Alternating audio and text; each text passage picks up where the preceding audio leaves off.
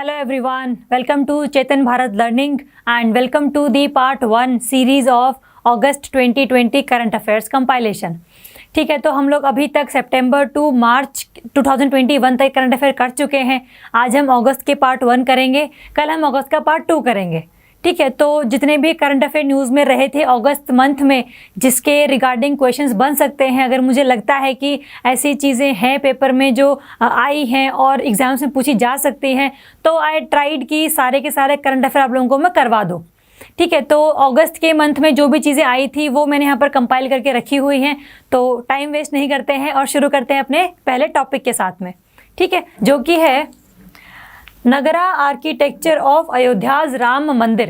देखो, बहुत सारे इश्यूज हैं राम मंदिर के साथ में जुड़े हुए। रिसेंटली सुप्रीम कोर्ट ने भी डिसीजन दिया था अपना, तो अब जो है अयोध्या में राम मंदिर बनेगा, ये तो कंफर्म हो चुका है।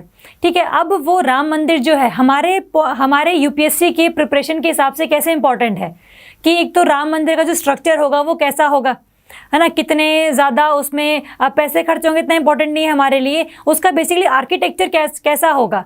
हम आर्ट एंड कल्चर में पढ़ते हैं ना कि नगरा स्टाइल ऑफ आर्किटेक्चर है, द्रविड़ा स्टाइल ऑफ आर्किटेक्चर है, विसारा स्कूल ऑफ आर्किटेक्चर है। तो इन तीनों में से क्या इसका आर्किटेक्चर राम मंदिर का मिलता जुलता है किसी चीज़ से, या फिर तीनों का ये मिक्सचर है, तो किस तरीके से आर्ट एंड कल्चर के हिसाब से हमारे लिए रेलेवेंट है। ठीक है, तो हम लोग देखेंगे इसमें कि जो राम मंदिर है जो अयोध्या में बनेगा, उसका जो आर्किटेक्चर है that is the Nagara architecture. ठीक है, नगरा आर्किटेक्चर है। रिसेंटली ये न्यूज़ में इसलिए रहा था क्योंकि अभी इसको इनॉग्रेट किया गया था कि अब से इसका काम शुरू हो चुका है। हमारे लिए इम्पोर्टेंट है कि हमें देखना है कि आर्किटेक्चर कैसा है इसका, यही देखना है हमें। उसको अगर हम ऐसे एज सच मतलब रट्टा ना मारें, तो आपको सिर्फ एक चीज़ इमेजिन करनी है। अगर आपने टीवी सीरियल्स देखे हैं, चाहे कहानी घर घर की है, चाहे क्योंकि सास बहू की बहू थी है, जो रीसेंट सीरियल्स है वो भी अगर देखे हैं, आपको पता है उन सीरियल्स में एक मंदिर ज़रूर दिखाते हैं, है ना। तो आपने उस मंदिर को इमेजिन करना है, खास करके जो स्टार प्लस के सीरियल्स हैं उनके रिगार्डिंग। तो वो जैसा मंदिर होगा that are the kind of Nagara architecture. तो जो जो फीचर्स उस वाले मंदिर में होंगे, हम देखेंगे कि क्या उनमें से वो फीचर राम मंदिर का जो आर्किटेक्चर है उससे मिलते जुलते हैं कि नहीं मिलते जुलते हैं। ठीक है, तो हम देखते हैं कि भाई इसमें क्या क्या खास बात है। खास बात ये है नगरा आर्किटेक्चर की, ये कहाँ मिलता है, ये नॉर्दर्न इंडिया में ज़्यादातर पाया जाता है। जितने भी आपके नॉर्दर्न इंडिया है, पूरा नॉर्थ इंडिया है, जितने भी इसे मंदिर मिलेंगे आपको नगरा आर्किटेक्चर के मिलेंगे मैक्सिमम। अगर हम साउथ की बात करें तो साउथ में मिलता है आपको Dravida school of architecture, Dravida school of architecture. और बीच में उड़ीसा, छत्तीसगढ़ और मध्य प्रदेश वाले एरियाज ऐसे हैं जहां पर आपको द्रविड़ा प्लस नगरा दोनों का ही एक कॉम्बिनेशन मिलता है। उसको हम क्या बोलते हैं, हम उसे बोलते हैं viscera school of architecture, VESARA, जिसमें दोनों के कॉम्बिनेशन हम लोगों को देखने को मिलते हैं। तो हम अगर राम मंदिर की बात करें तो ये जो नगरा स्टाइल है वो कहाँ पर है, नॉर्थ इंडिया में है। अयोध्या में ये बन रहा है, यूपी, तो that is in north India. तो इसका आर्किटेक्चर कैसा होगा, नगरा स्कूल ऑफ आर्किटेक्चर से मिलता जुलता होगा। ठीक है, और अगर हम देखिए इसमें क्या है, नगरा स्टाइल के जितने भी आर्किटेक्चर हैं उनकी सबसे खास बात ये है कि वो एक अप्रेज्ड प्लेटफॉर्म पे बने होते हैं, है ना। अगर आपने वो मंदिर इमेजिन किया होगा तो उसको उसके मंदिर शिखर तक जाने के लिए, उस मंदिर एरिया में जाने के लिए बहुत सीढ़ियाँ चढ़नी पड़ती थी। बहुत तो नहीं, लेकिन सीढ़ियाँ चढ़नी पड़ती थी। तो इसका एक सबसे खास बात है कि it is made on the appraised platform. काफ़ी ज़्यादा हाइट पर ये बना होता है। हाइट का बेसिकली सीन यही है कि फ्लड आए तो कोई दिक्कत ना आए मंदिर के जो भी देवता हम लोगों ने वहाँ पर प्लेस किए हुए हैं, तो कोई भी अगर ऐसी चीज़ें होती हैं तो उनसे वो बचे रहे। तो that is a kind of appraised platform की भी जो भगवान का दर्जा है वो हम सबसे ऊपर है, तो वो उनको थोड़ा सा हम लोग हाइट पर प्लेस करते हैं। तो एक ये खास बात है नगरा स्टाइल ऑफ आर्किटेक्चर की, सबसे पहली अप्रेज्ड प्लेटफॉर्म। ठीक है, सेकंड अगर हम बात करें तो यहाँ पर आपको मिलेंगे मंडप मिलेंगे। अगर आपने जैसे ही आपने एंटर किया है, सीढ़ियों के द्वारा एंटर किया है, तो आपको एक प्रेयर हॉल सा नज़र आता है। प्रेयर हॉल होता है, उसके आगे जो है देवता की मूर्ति लगी होती है जिसका वो मंदिर होता है। ठीक है, तो वो जो एरिया है जहाँ पर कई सारे पिलर्स लगे हुए हैं, तो that area is called the मंडप। ठीक है, उसमें क्या होता है, मेनली वो प्रेयर हॉल होता है। अगर कोई बहुत बड़ा मंदिर है तो उस प्रेयर हॉल में कई सारी दुकानें भी आ जाती हैं, है ना। तो वो एक बेसिकली इकोनॉमिक बेनिफिट के लिए भी उसको लगाया जाता है। तो इसमें क्या ध्यान रखना है आपको, मंडप्स होते हैं और साथ में आपको ध्यान रखना है कि इसमें कई सारे शिखर होते हैं। अगर आप इस तरीके से देखो तो ये कि सबसे बड़ा शिखर है, उसके साथ छोटे छोटे कई और शिखर है ना। ये नगरा स्कूल ऑफ आर्किटेक्चर है। तो जो सबसे बड़ा शिखर है, उस शिखर के अंदर ही क्या होता है, इट इज दी गर्भगृह। गर्भगृह होता है जहां पर जो सबसे मेन देवता है, जिसका वो मंदिर है, उसकी मूर्ति प्लेस की जाती है। ठीक है, तो गर्भगृह कहाँ होगा, सबसे बड़े टावर के अंदर होगा। कई सारे और शिखर भी आपको देखने को मिल सकते हैं, कई सारे टावर भी देखने को मिल सकते हैं, लेकिन छोटे छोटे होंगे as compared to the main शिखर। ठीक है, तो शिखर देखने को मिलते हैं आपको ये मंडप देखने को मिलते हैं, ये सारे के सारे देखो यहाँ पर पिलर्स लगे हुए हैं, प्रेयर हॉल है ना, और अप्रेज्ड प्लेटफॉर्म है। तो इस तरीके से आपने 3 फीचर्स इसके याद कर लेने हैं। ओके, नेक्स्ट अगर हम बात करें तो यहाँ पर ये कहता है कि इसके कोई भी बड़े बड़े गेटवेज नहीं होते। अगर हम साउथ की बात करें, जहाँ पर कई बड़े बड़े टेम्पल्स देखे जाते हैं, तो वहाँ पर क्या होता है, एंटर करने से पहले बड़े बड़े ये गेट्स लगे होते हैं।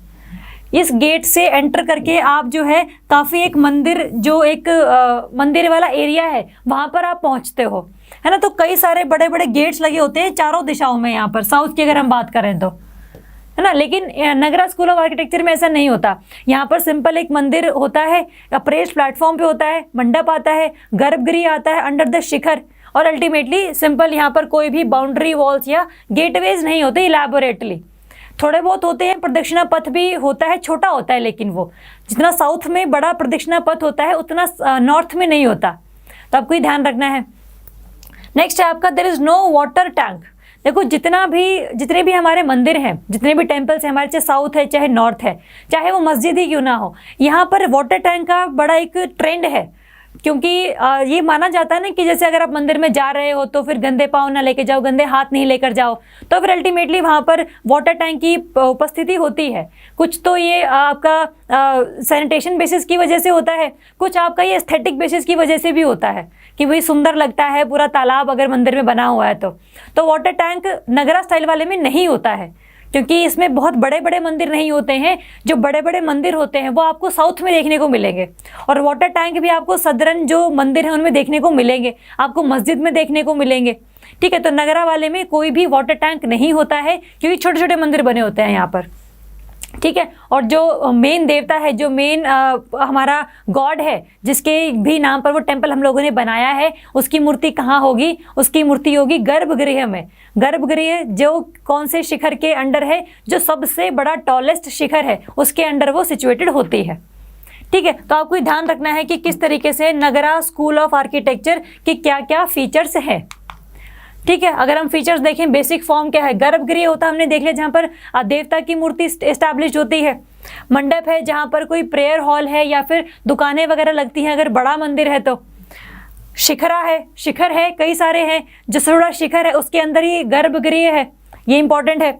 और जो वाहना बेसिकली जो भी कोई पर्टिकुलर देवता है उसका एक पर्टिकुलर वाहन होता है ना। तो हमें ये पता है जैसे दुर्गा माँ का शेर है ना, तो ऐसे कई सारे हमारे देवी देवता जिनका वाहन है, तो उनके उस वाहन के रिगार्डिंग कुछ ना कुछ उस शिखर पर ये लोग डेकोरेशन जरूर करते हैं, है ना। अगर ये बहुत बड़ा शिखर है इस तरीके से, तो इस शिखर के ऊपर क्या है, कुछ ना कुछ एक जो वाहन है किसी भी देवी देवता का, वो सिचुएटेड करने की कोशिश करते हैं ये लोग, है ना। इस तरीके से अगर हम नगर की बात करें तो नगरा स्कूल ऑफ आर्किटेक्चर ऐसे होता है, इस तरीके से है, और ये अल्टीमेटली ऊपर ये पोर्टिको टाइप सा है। द्रविड़ा वाले में काफ़ी मतलब आप कह लो कि धीरे धीरे करके जो ब्रेड्थ है वो थोड़ी थोड़ी कम होती चली जा रही है, और जो विसारा स्कूल है वो दोनों का ही कॉम्बिनेशन है। ठीक है, तो ये कुछ फीचर्स हैं जिसके अकॉर्डिंग आप नगरा स्कूल ऑफ आर्किटेक्चर को डिफाइन कर सकते हो। ठीक है, याद रहेगा। अगर नहीं भी याद रहे तो सिंपल वो सीरियल वाला मंदिर आपने इमेजिन करना है, और अल्टीमेटली जो भी चीज़ें वहाँ पर होती हैं आपने उसको नगरा स्कूल ऑफ आर्किटेक्चर में फिट कर देना है। तो आपको ये पता है कोई छोटे मंदिर होते हैं तो वाटर टैंक नहीं होता, कोई बड़े बड़े बाउंड्री वॉल्स या गेटवेज नहीं होते। ठीक है, और इसमें प्रदक्षिणा पथ अगर होता भी है तो बहुत छोटा होता है, मंडप्स होते हैं, शिखर होते हैं, गर्भगृह होता है ना। तो ये सारी चीज़ें आपको इसके रिगार्डिंग ध्यान रखनी है, क्योंकि अभी रिसेंटली राम मंदिर का जो आर्किटेक्चर है वो डिसाइड किया गया है कि इसको हम किस तरीके से बनाएंगे। ठीक है, तो उसका भी आपने एक बार फोटो देख लेना राम मंदिर का, ताकि आपको थोड़ा सा क्लैरिटी बन जाएगी किस तरीके से राम मंदिर बनेगा। ठीक बात है, तो आपको नगरा स्कूल ऑफ आर्किटेक्चर के लिए इतनी ही चीज़ें पता होनी चाहिए थी। ठीक है, चलो नेक्स्ट है आपका प्रधानमंत्री जन धन योजना। आर्ट एंड कल्चर से सीधा अपना इकोनॉमी के टॉपिक पर। प्रधानमंत्री जन धन योजना है, नाम से ही क्लियर है यार, ये तो जन धन, जितने भी लोग हैं आपके कंट्री में उनका financial inclusion is the objective. Financial inclusion का मतलब होता है फाइनेंशियल इंक्लूजन, मतलब चाहे कोई पर्सन रिच है, चाहे कोई पर्सन पुअर है, चाहे कोई फीमेल है, चाहे कोई मेल है, अगर उसके पास बैंक अकाउंट नहीं है तो जितने भी बेनिफिट सरकार देती है किसी भी पर्सन को in the form of cash in the bank accounts, है ना, in the form of any insurance, तो वो उसको नहीं मिल पाएंगे।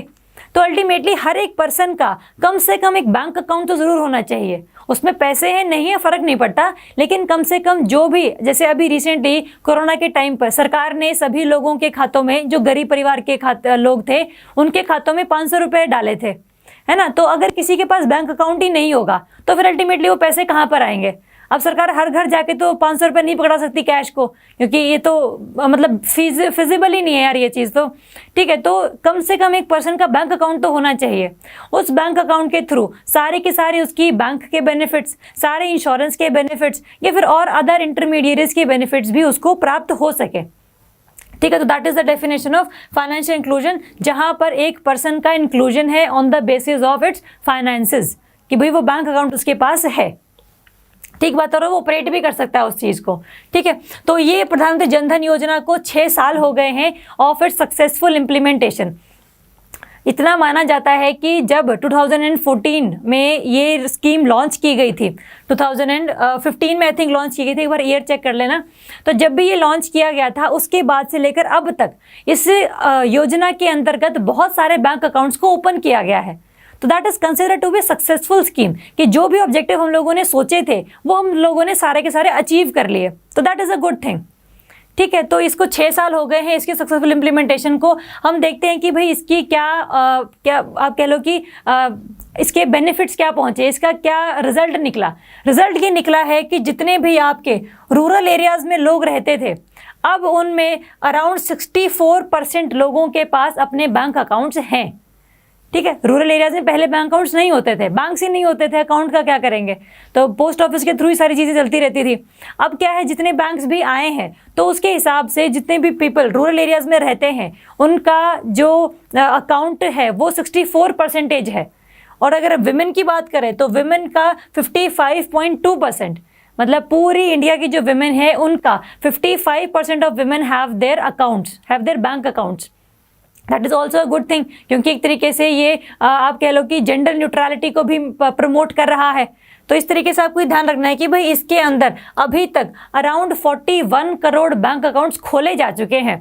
इसका मतलब इससे पहले इंडिया में इतने लोगों के पास बैंक अकाउंट्स नहीं थे, उनको ये नहीं पता था कि भाई बैंक में किस तरीके से काम करवाते हैं, किस तरीके से पैसे को ट्रांसफ़र करते हैं, है ना। तो ये लिमिटेशन थी पहले हमारी, लेकिन अब क्योंकि जनधन योजना शुरुआत कर चुकी थी सरकार, तो इस वजह से अब लोगों को बैंक अकाउंट्स खुलवाए गए हैं उनके बैंक अकाउंट्स, और अल्टीमेटली उनको सिखाया गया है, उनको अवेयर भी करवाया गया है कि आपको किस तरीके से इसका यूज़ करना है और किस तरीके से आपको पैसे ट्रांसफ़र करने हैं, ठीक है। तो ये चीज़ें आपने ध्यान रखनी है कि भाई क्या इसका बेसिक ऑब्जेक्टिव था। अगर हम इसके स्कीम के बारे में बात करें तो दैट वाज अनाउंस्ड ऑन 15 अगस्त 2014, यहीं पर आंसर मिल गया हमें हमारा। तो ये तब लॉन्च किया गया था as the national mission for the financial inclusion, ठीक है। वही हमने जो बात करी what is the definition of financial inclusion, वो उसी के अंडर आ गई। तो जितना भी आपका फाइनेंशियल सर्विसेज, चाहे वो बैंकिंग अकाउंट हो, चाहे वो सेविंग अकाउंट हो, चाहे आपका रेमिटेंसेज हो, रेमिटेंसेज मतलब अगर आपका कोई रिलेटिव या तो फॉरेन कंट्री में गया हुआ है या फिर किसी और स्टेट में गया हुआ है, अगर उसने आपको पैसे भिजवाने हैं तो वो कैसे भिजवाएगा, कैश के थ्रू तो बहुत मुश्किल हो जाएगा, तो आपको बैंक अकाउंट में वो पहुंचाएगा। तो इस वजह से क्या है, रेमिटेंसेज वाली सर्विसेज भी लोग ले पाएंगे। क्रेडिट मतलब लोन, अगर आपके पास बैंक अकाउंट है जिसमें आप रोज़ाना या फिर हर महीने में कुछ ट्रांसफ़र करते हो, आपके बैंक अकाउंट में कुछ पैसे आते रहते हैं, तो उसके हिसाब से आपको लोन मिल जाता है। तो अगर आपने कोई बिजनेस शुरू करना है, कोई भी छोटा मोटा बिजनेस, कोई दुकान खोलनी है, कोई और चीज़ करनी है, तो उसके लिए आपको लोन मिल जाता है। अगर बैंक अकाउंट ही नहीं होता तो लोन कहाँ से मिलता, तो लोन ले सकते हैं अब लोग। इंश्योरेंस, पहले इंश्योरेंस नहीं होता था, अगर अकाउंट नहीं होता था तो अब इंश्योरेंस भी ले सकते हैं। पेंशन, तो ये सब जो चीज़ें हैं अब लोगों के अफोर्डेबिलिटी के अंदर आ चुकी हैं। लोगों को ये अवेयरनेस है कि भाई बैंक अकाउंट नाम की भी कोई चीज़ होती है जिसको इस तरीके से ऑपरेट किया जाता है, इस तरीके से पैसे को ट्रांसफ़र किया जाता है ना। तो आपको ध्यान रखना है कि ये स्कीम बेसिकली क्या कहती थी। इस स्कीम का जो बेसिक मकसद है वो क्या था, financial inclusion of all the people who were unbanked before. चाहे वो इंश्योरेंस की सुविधा हो, चाहे वो रेमिटेंसेस की सुविधा हो, चाहे पेंशन की हो, चाहे लोन की हो, किसी भी चीज़ की हो, ultimately they can now take that benefits. ठीक है, चलो ऑब्जेक्टिव्स वही थे, to lower cost and widen the reach, का हर लोगों के पास बैंक अकाउंट खुले जाए। टेनेट्स है इसके बैंकिंग दी अनबैंक्ड, जिनके पास पहले अकाउंट नहीं थे उनके बैंक अकाउंट्स खोले जाए। सिक्योरिंग दी अनसिक्योर्ड, जिनके पास पहले इंश्योरेंस नहीं थी अब बैंक अकाउंट्स के थ्रू उनकी इंश्योरेंस पॉलिसीज भी शुरुआत करवाई जाए। अनफंडेड दी फंडिंग दी अनफंडेड, जिन लोगों को पैसा चाहिए था in the form of loan अब वो इस स्कीम के थ्रू वो उसको ग्रैब कर सकते हैं। तो दीज आर दी कुछ बेनिफिट्स ऑफ प्रधानमंत्री जनधन योजना। और इसमें आपको ध्यान रखना है कि इसमें जो अकाउंट खुलेगा that account can be the zero balance account, क्योंकि अगर आपने बैंक अकाउंट खोलने के लिए ही किसी पर्सन से 1000 रुपए ले लिए तो फिर वो एक तरीके की लिमिटेशन है, लोग अपना फिर अकाउंट नहीं खुलवाते। तो अकाउंट खुलवाने के लिए जो अवेयरनेस है, जो एक मोटिवेशन है लोगों में, वो कैसे आएगी अगर आप उनका जीरो बैलेंस अकाउंट खोलोगे, है ना, कि मतलब उनको बैंक अकाउंट खुलवाने के लिए कोई पैसे नहीं देने पड़े और अल्टीमेट जो ट्रांसफर कर सकते हैं वो तो कर ही सकते हैं। तो जीरो बैलेंस अकाउंट खोले जाते हैं पीएम जनधन योजना में। कोई भी मिनिमम बैलेंस की रिक्वायरमेंट नहीं होती, no requirement of minimum balance. जैसे अभी क्या है, जितनी भी किसी बैंक की ब्रांचेस हैं, अगर वो ब्रांच रूरल एरिया में है तो कम से कम 1000 रुपीज़ आपको अकाउंट में रखने पड़ते हैं। अगर आप किसी शहरी जगह पर बैंक है आपका तो उसमें आपको 3 या 5000 रखने पड़ते हैं depending upon the bank to bank. तो कुछ ना कुछ बैलेंस आपको रखना पड़ता है आपके अकाउंट में, बैंक अकाउंट में। लेकिन अगर आपके पास जनधन योजना वाला अकाउंट है तो फिर आपको कोई भी जो है बैलेंस रखने की ज़रूरत नहीं है। तो इस तरीके से एक तरीके की ये मोटिवेशन भी है, जितने पैसे आपके अकाउंट में हैं उतने आप खर्च कर सकते हो। कोई आपको रोक नहीं रहा है कि भाई इतने पैसे तो कम से कम होने ही चाहिए थे इसलिए आप इसको यूज़ नहीं कर सकते, तो वो चीज़ नहीं है इसमें। That is again the motivation. ठीक है, तो ये कुछ चीज़ें हैं प्रधानमंत्री जनधन योजना की। अभी रिसेंटली इसमें कुछ नए चेंजेस किए गए हैं, PMJDY से PMJD 2.0 ये लॉन्च की गई है। तो कुछ नए फीचर्स इसमें जो है एग्जिस्टेंस में आए हैं, जिनमें से एक है आपका, पहले क्या था कि हर एक जो घर है, हर एक जो फैमिली है उसके पास कम से कम एक बैंक अकाउंट होना चाहिए। ठीक बात है। अब क्या है, सिर्फ हम फैमिली पर फोकस नहीं कर रहे हैं, हम लोग हर एक इंडिविजुअल पर फोकस कर रहे हैं कि अगर उस हाउस में 5 लोग रहते हैं तो उसका सिर्फ एक बैंक अकाउंट नहीं, उन 5 पर्सन्स का 5 बैंक अकाउंट्स होने चाहिए। ठीक है, ताकि अगर कोई बच्चा है तो उसको स्कॉलरशिप वगैरह जो आती है वो उसके अकाउंट में आ सके, है ना। तो ये सब चीज़ें जो है एक घर का अकाउंट नहीं, हर एक इंडिविजुअल का अकाउंट इंश्योर करना इस स्कीम के अंडर लाया गया है। ठीक है। सेकंड है इसका रुपे कार्ड इंश्योरेंस। जब आप ये इस पीएम जनधन योजना अकॉर्डिंग आप अकाउंट खुलवाते थे तो फिर अल्टीमेटली आपको कार्ड मिलता था, that was the RuPay card, जो आप डेबिट कार्ड की तरह यूज़ कर सकते थे, पैसे निकालने के लिए यूज़ कर सकते हो, है ना, शॉपिंग करने के लिए यूज़ कर सकते हो। तो फिर वो जो रुपे कार्ड था उसके साथ कुछ इंश्योरेंस भी मिला था। इंश्योरेंस था उसका एक्सीडेंटल इंश्योरेंस। एक्सीडेंटल इंश्योरेंस का मतलब है अगर मान लो कोई भी accidental insurance cover on the RuPay card, पहले ये मिलता था आपको 1 लाख रुपए, लेकिन अब ये कितना हो गया है, it has been increase to 2 lakh. कब से? From the 28 of August 2018। ठीक है, तो आपको ध्यान रखना है कि जो इंश्योरेंस कवर है, एक्सीडेंटल इंश्योरेंस कवर है विद द रुपे कार्ड, अब वो 1 लाख से बढ़ाकर 2 लाख कर दिया गया है। ठीक, तो आपको ये ध्यान रखना है। दूसरा है enhancement in the overdraft facilities. Overdraft facilities का मतलब होता है कि अभी मान लो आपके अकाउंट में कोई पैसे नहीं है, लेकिन आपको बहुत सख्त ज़रूरत है कि भाई मुझे अभी पैसे चाहिए हैं क्योंकि अर्जेंट रिक्वायरमेंट है।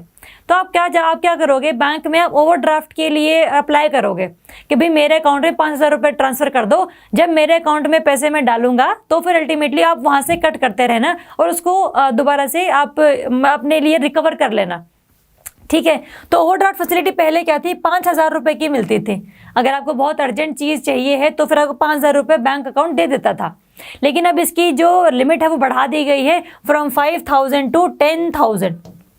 मतलब अब आप बैंक से कम मतलब ज़्यादा से ज़्यादा 10,000 तक का जो ओवरड्राफ्ट है वो ले सकते हो, अगर आप बहुत किसी अर्जेंट सिचुएशन में फंसे हुए हो और आपको पैसे की आवश्यकता है, तो फिर अल्टीमेटली आप ओवरड्राफ्ट ले सकते हो। और जो 2,000 रुपये होंगे, 2,000 रुपीज़ तो आपको विदाउट एनी कंडीशन मिल जाएंगे। आपको बताना नहीं पड़ेगा कि मुझे पैसे क्यों चाहिए हैं। लेकिन अगर आपको 2,000 ज़्यादा रुपीज़ चाहिए हैं, चाहे 4 या 5 या 6 या 7, तो फिर आपको कुछ ना कुछ बताना पड़ेगा कि आपको ये पैसे क्यों चाहिए हैं और आप इनको कब तक लौटाओगे। ठीक है, तो वो चीज़ थोड़ी सी ध्यान में रखनी है। 2,000 तक की विदाउट एनी कंडीशन, और उसके बाद कुछ कंडीशंस के साथ में आपको लोन दिया जाएगा। ठीक है, तो ये चीज़ें आपको ध्यान रखनी है। Focus shift from every household to every individual. RuPay card का इंश्योरेंस बढ़ा दिया गया है from 1 lakh rupees to 2 lakh rupees, और जो ओवरड्राफ्ट फैसिलिटी है उसको बढ़ा दिया गया है फ्रॉम 5,000 टू दी 10,000। ठीक बात है, रहेगा याद, इंपॉर्टेंट है सारी चीज़ें कि बेसिकली जनधन योजना थी क्या, ये क्यों चलाई गई थी, कब चलाई गई थी, और इसमें कौन से नए नए फीचर्स को हम लोगों ने इंक्लूड किया है, तो वो चीज़ें आपको ध्यान में रखनी है। ठीक है, चलो नेक्स्ट है अपना नेशनल फूड सिक्योरिटी एक्ट 2013। अभी ये न्यूज़ में इसलिए था अगस्त वाले महीने में, क्योंकि अभी रिसेंटली जितने भी डिसेबल्ड पर्सन हैं जो एलिजिबल हैं, जिनको इस एक्ट के अंदर थोड़ा सा सब्सिडाइज रेट पर फूड मिल सके, उन सबको इंक्लूड करने के लिए department of food and public distribution ने नोटिस इशू किया है हर एक स्टेट और हर एक यूटी को, कि जितने भी आपके स्टेट या यूटी में डिसेबल्ड पर्सन्स रहते हैं, उसको आप लोगों को एनएफएसए के अंडर बहुत सस्ते दामों पर फूड ग्रेन्स प्रोवाइड करवाने हैं। ठीक है, तो इसलिए तो वो न्यूज़ में था कि disabled persons are now also included into the list of the NFSA beneficiaries. लेकिन बेसिकली ये एक्ट है क्या, इस एक्ट के अंडर कौन कौन से तबके के लोगों को सब्सिडाइज रेट पर फूड दिया जाता है, कितने रुपीज़ पर फूड दिया जाता है, तो वो सब चीज़ें हमें पढ़नी है। ठीक है, अगर हम देखें कि इस एक्ट के अंदर क्या है, the act says that right to food. Right to food का मतलब है कि भाई आपका ये ह्यूमन राइट है कि आपकी सरकार कम से कम आपको खाना तो प्रोवाइड करे, क्योंकि खाना, सैनिटेशन, वाटर, ये सब आपकी बेसिक नीड्स हैं, और इनको पूरे करने की जो जिम्मेदारी है that is also on the government.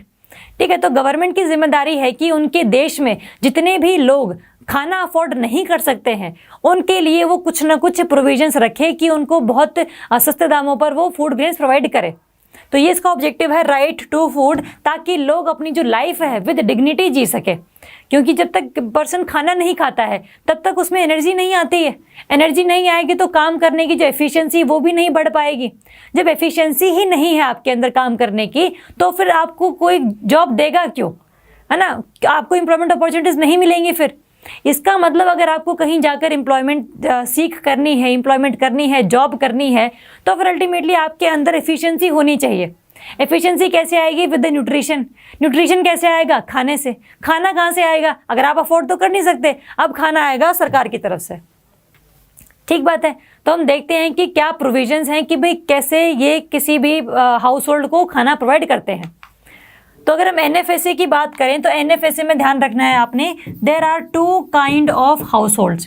पहला हाउस होल्ड है आपका प्रायोरिटी हाउस होल्ड्स, और दूसरे हैं आपके Antyodaya households. Antyodaya households, जो प्रायोरिटी हाउस होल्ड्स हैं, ये जितने भी है ना, प्रायोरिटी हाउस होल्ड हो गए चाहे अंत्योदय हाउस होल्ड्स हो गए, they are basically recognized by the state governments. जो भी जिस स्टेट की गवर्नमेंट है वो ये बताएगी कि भाई मेरे स्टेट में इतने लोग गरीब हैं और इतने लोग गरीब से भी गरीब हैं। ठीक है, तो ये जो प्रायोरिटी हाउस होल्ड्स हैं ये बेसिकली पुअर पीपल हैं जो अपना खाना अफोर्ड नहीं कर सकते हैं। लेकिन ये जो अंत्योदय पीपल हैं, अंत्योदय हाउस होल्ड्स हैं, they are the poorest of the poor. They are the poorest of the poor, कि भाई अब इनकी न्यूट्रिशनल लेवल इतना ज़्यादा डाउन हो चुका है कि इनको अगर दोबारा आपको मेन स्ट्रीम में लेकर आना है तो फिर उनको बहुत बड़े पैमाने पर आपको न्यूट्रिशन लेवल प्रोवाइड करवाना पड़ेगा, अदरवाइज ये they will not become the part of mainstream. ठीक है, तो आपने ध्यान रखना है एनएफएसए के under there are 2 kind of households, priority households, दूसरे आपके अंत्योदय हाउस होल्ड्स। दोनों ही पुअर है, बट अंत्योदय आपकी पुअरेस्ट ऑफ द पुअर है। इनकी जो रिकॉग्निशन है वो कौन करता है? That is done by the state governments.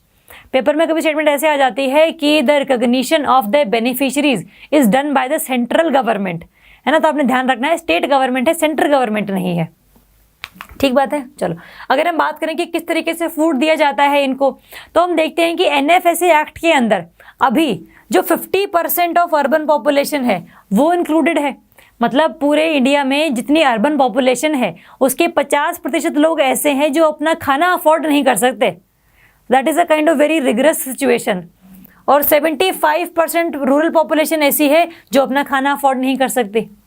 इसका मतलब इंडिया में चाहे अर्बन एरिया हो चाहे रूरल एरिया हो, सभी जगहों पर जो खाने की चिंता है वो बहुत ज़्यादा है, लोग अपना खाना भी अफोर्ड नहीं कर पा रहे हैं। तो that is a very kind of bad situation in India. ठीक है, तो आपने ध्यान रखना है। अगर हम देखें कि भाई इनको खाना किस तरीके से मिलता है, जो भी आपके प्रायोरिटी हाउस होल्ड हैं उनको मिलता है 5 kg पर पर्सन पर मंथ। 5 kg पर पर्सन पर मंथ, मतलब एक मंथ में एक पर्सन के हिसाब से अगर एक फैमिली में 5 लोग रहते हैं तो उसको एक पर्सन को कम से कम हर महीने 5 kg का जो फूड ग्रेन है वो दिया जाएगा। ठीक है, और जो आपके अंत्योदय हाउस होल्ड्स हैं, अंत्योदय हाउस होल्ड में टोटल जो आपके पूरे घर के लिए मिलता है आपको 35 kg per month. 35 kg per month, यहाँ पर मंथ है पर हाउस होल्ड, ये हर एक घर को मिलता है। जो प्रायोरिटी वाले हैं उसमें पर इंडिविजुअल को मिलता है। ध्यान रखना कि भाई अगर यहाँ पर 5 लोग होंगे तो 5 kg हर एक को मिलेगा, 25 kg हो गया। लेकिन जो अंत्योदय हाउस होल्ड है, चाहे उसमें 7 लोग रहते हो, चाहे 10 लोग रहते हो, चाहे कितने लोग रहते हो, उनको पूरे महीने के लिए 35 kg जो है पर मंथ मिलेगा ही मिलेगा। ठीक है, अब ये जो 5 kg पर पर्सन पर मंथ ये फूड ग्रेन हम दे रहे हैं, ये किस बेसिस पर हम दे रहे हैं, कितना रेट रहेगा इनका। ठीक है, तो अगर 5 kg आपको देना है, अगर आपको उसमें राइस खरीदने हैं, वीट खरीदना है, या फिर आपको कोर्स ग्रेन खरीदने हैं, चाहे राइस है, चाहे वीट है, चाहे कोर्स ग्रेन है। राइस आपको मिलता है 3 रुपीज़ पर kg। ठीक है, वीट आपको मिलता है 2 रुपीज़ पर kg। और जो कोर्स ग्रेन है, कोर्स ग्रेन बेसिकली क्या होते हैं, मिलेट्स होते हैं। मिलेट्स बोले तो जवार, बाजरा, रागी, ये सारे आपके आते हैं कोर्स ग्रेन्स में। ये आपको मिलते हैं 1 रुपीज़ पर kg, ₹1 पर kg। ठीक है, तो ये 5 kg पर पर्सन पर मंथ है। या तो आप इसके पूरे राइस ले सकते हैं, या वीट ले सकते हैं, या कोर्स ग्रेन ले सकते हैं, that depends upon your requirement. ठीक है, तो लेकिन आपको 5 kg फूड ग्रेन मिलेगा ही मिलेगा, चाहे 3 kg राइस ले लो, 2 kg वीट ले लो, और कोर्स ग्रेन बिल्कुल ही मत लो। तो दैट डिपेंड्स आपके रिक्वायरमेंट के हिसाब से। और ये जो है अंत्योदय हाउस होल्ड, इनको भी इन्हीं रेट्स पर मिलता है, लेकिन इनको पर हाउस होल्ड 35 kg जो है खाना मिलता है। ये आपको इंपॉर्टेंट है, ध्यान रखना है कि भाई किस तरीके से खाना प्रोवाइड करते हैं। क्योंकि यार इंडिया में बेसिकली ना जो फूड रिक्वायरमेंट्स हैं, जो स्टेपल डाइट है, दैट इज़ द राइस। अगर हम पूरे इंडिया की बात करें, सिर्फ नॉर्थ इंडिया की, साउथ इंडिया की नहीं, तो राइस जो है सबसे पहली स्टेपल डाइट है पूरे इंडिया की। उसके बाद वीट आता है। तो इसका मतलब जो न्यूट्रिशनल वैल्यू है राइस और वीट की, एक तो ये बहुत ज़्यादा है, इसीलिए इनको इस फूड ग्रेन, इसीलिए इनको एनएफएस एक्ट में इंक्लूड किया गया है। साथ में इंडिया में बहुत सारा एरिया ऐसा है जहाँ पर राइस और वीट की एग्रीकल्चर की जाती है, तभी ये थोड़ा फ़ायदेमंद साबित होता है। इसीलिए प्रोडक्शन अगर ज़्यादा है तो लोगों को डिस्ट्रीब्यूशन कराने में भी ईजी रहता है। ठीक है, तो इस तरीके का आपको ध्यान रखना है कि क्या प्रायोरिटी हाउस होल्ड्स को काम दिया जाता है इसमें, और क्या अंत्योदय हाउस होल्ड्स को फूड ग्रेन प्रोवाइड करवाए जाते हैं। ठीक है, रहेगा याद, सिंपल है ये तो। नेक्स्ट है आपका सब्सिडाइज्ड रेट्स, ये तो हम लोगों ने भी डिस्कस किया ही है। Next identification of household by state governments, ये भी हम डिस्कस कर चुके हैं। नेक्स्ट है nutritional support to women and children. जो भी चिल्ड्रन 6 महीने से ज़्यादा और 14 साल से कम है, उन चिल्ड्रन को, साथ में जो प्रेग्नेंट विमेन है या फिर लैक्टेटिंग मदर है ना आफ्टर डिलीवरी, तो उनको भी क्या करना है, हमें इसमें हमें जो न्यूट्रिशन है वो प्रोवाइड करना है। चाहे वो न्यूट्रिशन बच्चों को मिड डे मील स्कीम के थ्रू देना पड़े, या फिर जो स्कीम है integrated child development scheme ICDS, इस स्कीम के अंडर देना पड़े। तो ये जो सारा का सारा खाना है जो भी हम इनको न्यूट्रिशनल वैल्यू प्रोवाइड करने के लिए देंगे, that also becomes the part of NFSA। मतलब अगर आप कोई भी स्कीम चला रहे हो जिससे आप बच्चे या प्रेग्नेंट वुमेन या लैक्टेटिंग वुमेन को न्यूट्रिशन प्रोवाइड कर रहे हो, तो that also comes under the NFSA। जो पैसा NFSA को अलॉट किया गया है उसमें से ही कुछ पैसे निकाल के आपको इसके लिए अलॉट करने हैं। ठीक है, तो ये इसका पार्ट है, तो ये भी एक इसकी अच्छी बेनिफिट है। नेक्स्ट है आपका मटर्निटी बेनिफिट, जो आपकी प्रधानमंत्री मातृ वंदना योजना है ना, जो रिसेंटली न्यूज़ में भी रही थी, क्योंकि उन्होंने 1.75 करोड़ बेनिफिशरीज को वो बेनिफिट प्रोवाइड कर दिया है, तो that is why it is in the news. Maternity benefit के अंदर अगर हम बात करें प्रधानमंत्री मातृ वंदना योजना, इस योजना के ये योजना चलाई जाती है ताकि जो फीमेल्स ड्यूरिंग प्रेगनेंसी अपनी वेज लॉसेस को फेस करती हैं, मतलब पहले वो काम करती थी लेकिन ड्यू टू प्रेगनेंसी वो काम नहीं कर पा रही हैं, तो to compensate their wage losses, for the compensation of their wage losses, सरकार क्या करती है, उनको 6,000 रुपये प्रोवाइड करती है इन द 3 इंस्टॉलमेंट्स, 2000, 2000 एंड 2000। ठीक है, तो वो भी जो सारा पैसा है वो किस एक्ट के अंदर आता है, NFSA एक्ट के अंदर ही आता है। मतलब जो प्रधानमंत्री मातृ वंदना योजना है वो किस एक्ट के अंदर एक स्कीम है, that is the scheme under the NFSA act. A से मतलब एक्ट ही, बट इस तरीके से बोल देते हैं उसको। ठीक है, तो आपने ये चीज़ ध्यान रखनी है, ये भी इसी का पार्ट है। नेक्स्ट है विमेन एम्पावरमेंट। विमेन एम्पावरमेंट का मतलब है कि जितने भी आपके राशन कार्ड बनेंगे वो किसके नाम पर बनेंगे, जो भी आपके घर में एल्डेस्ट वुमेन है जिसकी 18 साल से ज़्यादा एज है उसके नाम पर आपका राशन कार्ड बनेगा। तो that is a kind of मतलब चैलेंज टू दी पेट्रियार्की कि भाई जितने भी राशन कार्ड होते हैं, हाउस प्रॉपर्टी होती है या फिर लैंड प्रॉपर्टी होती है, वो सारा मेल के नाम पर होती है अगर इंडिया की अगर हम बात करें तो अगर यहाँ पर राशन कार्ड को फीमेल के नाम पर बनाया गया है तो that is a kind of initiative जहाँ पर हम लोग इक्वालिटी की बात करना चाह रहे हैं। ठीक है, तो इसमें ध्यान रखना है। नेक्स्ट आपका ग्रीवांस रिड्रेसल मैकेनिज्म। अगर आपको कोई भी दिक्कत है कि भाई आपको खाना नहीं मिला है इस एक्ट के अंदर, आपका राशन कार्ड एक्सेप्ट नहीं किया गया है, आपका राशन कार्ड आधार कार्ड से लिंक नहीं था इसलिए आपको खाना देने से मना कर दिया किसी ने, तो जितने भी आपके इश्यूज हैं, ग्रीवांसेस हैं, वो आपके डिस्ट्रिक्ट और स्टेट लेवल पर ही सुलझाए जाएंगे। कोशिश ये रहेगी कि डिस्ट्रिक्ट लेवल पर सुधर जाएं, लेकिन अगर नहीं सुधरते हैं तो फिर स्टेट लेवल तक भी आप जा सकते हैं। मतलब आपके आसपास वाले एरिया में ही कुछ अथॉरिटी ऐसी बैठी होगी जो आपके इश्यूज को सुनेगी और अल्टीमेटली उसका निपटारा करेगी। ठीक है, लास्ट है आपका फूड सिक्योरिटी अलाउंस। अगर किसी भी वजह से आपको खाना नहीं मिलता है कि प्रोडक्शन बहुत कम हुई है पूरे देश में, राइस ही नहीं बचे हैं, वीट ही नहीं बचा है, तो फिर उस केस में आपको अगर फूड नहीं प्रोवाइड कर पा रही है सरकार, तो आपको क्या देगी, वो आपको देगी फूड सिक्योरिटी अलाउंस, मतलब पैसे देगी उसकी बजाय। ठीक है, तो ये कुछ आपके इम्पॉर्टेंट टेनेट्स हैं ऑफ दी NFSA। ये देखो, ये आपके प्री के पॉइंट ऑफ व्यू से भी इम्पॉर्टेंट है, ये आपके मेंस के पॉइंट ऑफ व्यू से भी इम्पॉर्टेंट है। तो क्वेश्चन में पेपर में क्वेश्चन कैसा ही आ जाए, आपको पता लगना चाहिए कि इसके पीछे का जो कंसेप्ट है वो क्या है ना। तो आपको ध्यान रखना है कि भाई NFSA क्यों लेकर आया गया था, है ना, क्यों लेकर आया गया था, राइट टू फूड था, और अल्टीमेटली इसके क्या क्या टेनेट्स हैं, कौन कौन से हाउस होल्ड्स हैं, कितने फूड ग्रेन्स उनको प्रोवाइड करवाए जाते हैं, कितने रेट्स पर प्रोवाइड करवाए जाते हैं, और अल्टीमेटली ये कुछ स्कीम्स हैं जो जनरली हम लोग नहीं करते हैं। हम सिंपल यहीं तक रुक जाते हैं कि भाई किनको कितने पैसे पर क्या चीज़ें मिलती हैं, इतना ही हर जगह हम लोग पढ़ते हैं, न्यूज़पेपर में इतना ही आता है। लेकिन अगर हम पीछे का थोड़ा सा कंसेप्ट देखें, रिसर्च करें, तो ये सब जो स्कीम्स हैं आपकी, चाहे वो मैटरनिटी बेनिफिट की हो, चाहे मिड डे मील स्कीम की हो, they all come under this NFSA act, the right to food that a person should have. ठीक है, तो इस तरीके से आपको ये करंट अफेयर पता होना चाहिए था। करंट अफेयर ये था कि जितने भी डिसेबल्ड पर्सन्स हैं उन सबको भी NFSA के अंदर इंक्लूड करवाया जाएगा। इसके लिए नोटिस भेजा गया है स्टेट और हर UT गवर्नमेंट को, तो जल्दी ही वो इम्प्लीमेंट करो, ये कहना है department of food public distribution का। ठीक है, चलो नेक्स्ट है आपका नेशनल रिक्रूटमेंट एजेंसी। इंपॉर्टेंट है क्योंकि हम सारे पेपर देते ही हैं, है ना, कोई कंपटीशन हो, चाहे बैंक हो, चाहे SSC हो, चाहे स्टेट सिविल सर्विस हो, चाहे UPSC ही क्यों ना हो, उन सब के एग्जाम हम लोग देते हैं। तो हमारे लिए जो एजेंसी है वो इम्पॉर्टेंट है, और ये इम्पॉर्टेंट है क्योंकि अगस्त के महीने में जो यूनियन कैबिनेट था उसने अप्रूव कर दिया था नेशनल रिक्रूटमेंट एजेंसी को बनने के लिए, कि भाई हाँ, अब ऐसी कोई एजेंसी होगी जो बेसिकली पेपर कंडक्ट करवाएगी।